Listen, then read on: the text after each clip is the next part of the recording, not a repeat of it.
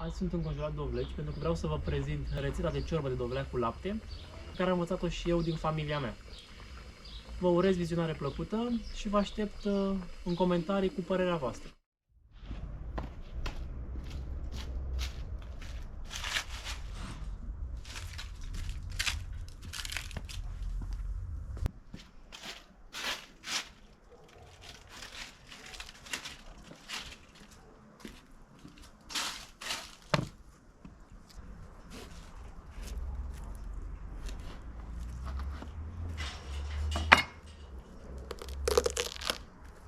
Sunt dovlecii de anul acesta. Semințele le păstrăm pentru a le coace mai târziu la cuptor.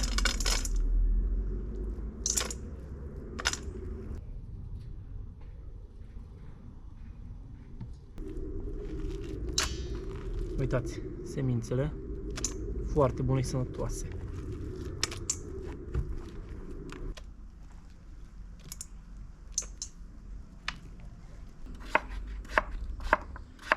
Deci cu bulețe cam așa trebuie să le tocăm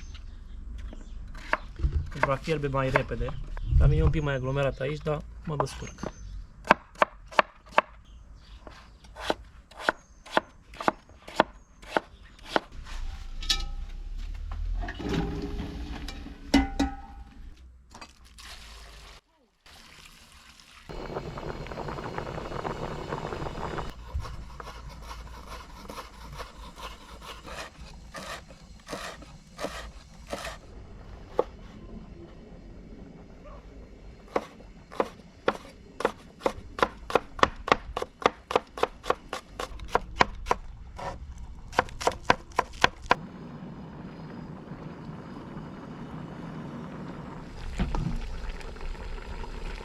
Când începe să sfărâme un pic, e aproape gata dovleacul și îl dăm la o parte momentan.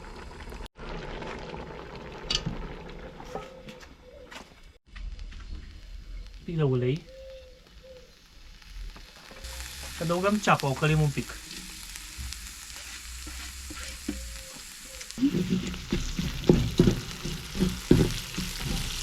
Adăugăm dovleacul.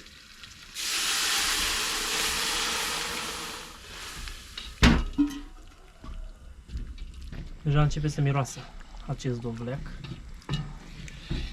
Este lapte bătut de la țară, foarte, foarte gustos și foarte sănătos.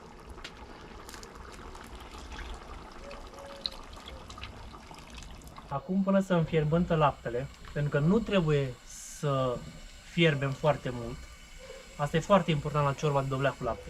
Sare punem după gust, fiecare cât dorește, și amestecăm continuu. Foarte important, nu fierbeți laptele acum. Și ultimul ingredient, mărarul. Dacă aveți din grădină e perfect, dacă nu, găsiți pe la piață. Amestecăm. Deja începe să miroasă foarte, foarte bine. Și să arate foarte bine.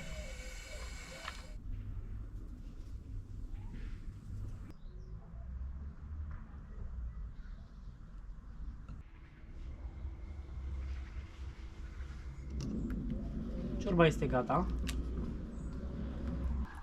Să și degustăm un pic, să o potrivim de sare acum.